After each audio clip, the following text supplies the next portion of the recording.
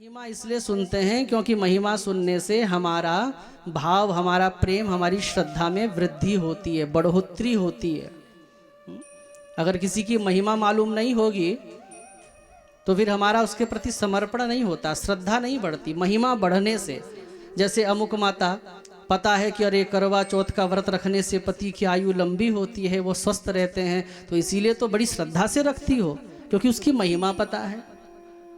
नदियां तो बहुत हैं लेकिन पता है कि अरे भैया गंगा जी के समान कोई पवित्र नदी नहीं, इसलिए समय समय पर धन भी खर्च करते हो, समय भी खर्च करते हो और जाते हो डुबकी लगाते हो क्योंकि उसकी महिमा मालूम है।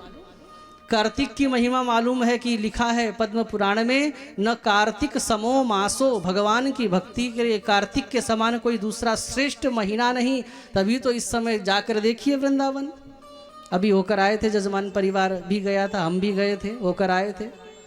और पूरा इस समय पूरे विश्व के जो अंग्रेज हैं वो सब के सब कैसे बरसाने में आनंद ले रहे थे। तो इस समय कार्तिक के मास में वृंदावन में बड़ा भारी रस है।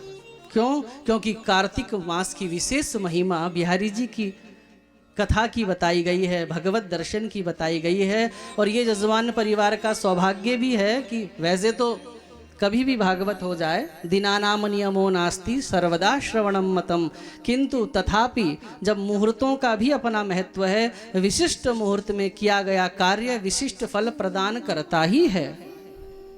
इसलिए ये कथा कार्तिक मास में हो रही है। ये कार्तिक मास वही मास है जिसमें कन्हैया ने चटाचट मटकियां जब फोड़ दी थी, यशोदा जी ने ऊखल से कन्हैया को बांध दिया था। क्रोध में नहीं बांधा था माताओं, क्रोध नहीं, स्नेह से ही बांधा था। क्यों? सोचने लगी अगर मैं कन्हैया को इसी प्रकार से उद्दंडता करने पर भी मारूंगी नहीं तो कहीं ये उद्दंडी ना बन जाए। और माता पिता का लक्ष्य क्या होता है? पुत्र जो है सज्जन बने, श्रेष्ठ बने। इसलिए सोचने लगी नहीं, ज्यादा लालन भी अच्छा नहीं है, क्योंकि लिखा है ना, लालयेत 5 वर्षाणी 10 वर्षाणी ताड़येत।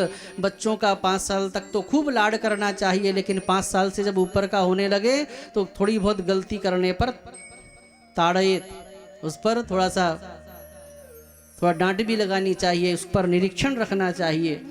तो यशोदा जी ने इस पुण्य कार्तिक मास में ठाकुर जी को ऊखल से बांध दिया। दाम कहते हैं रस्सी को, उदर कहते हैं पेट को। तो पेट में ऐसे रस्सी बांधी थी इसी महीने में, इसलिए इस कार्तिक मास को दामोदर मास भी कहा जाता है। तो इस पुण्य दामोदर मास में भगवान की कथा, भागवत बिहारी जी का श्रवण, उनका दर्शन लाभ हमको प्राप्त हो रहा है।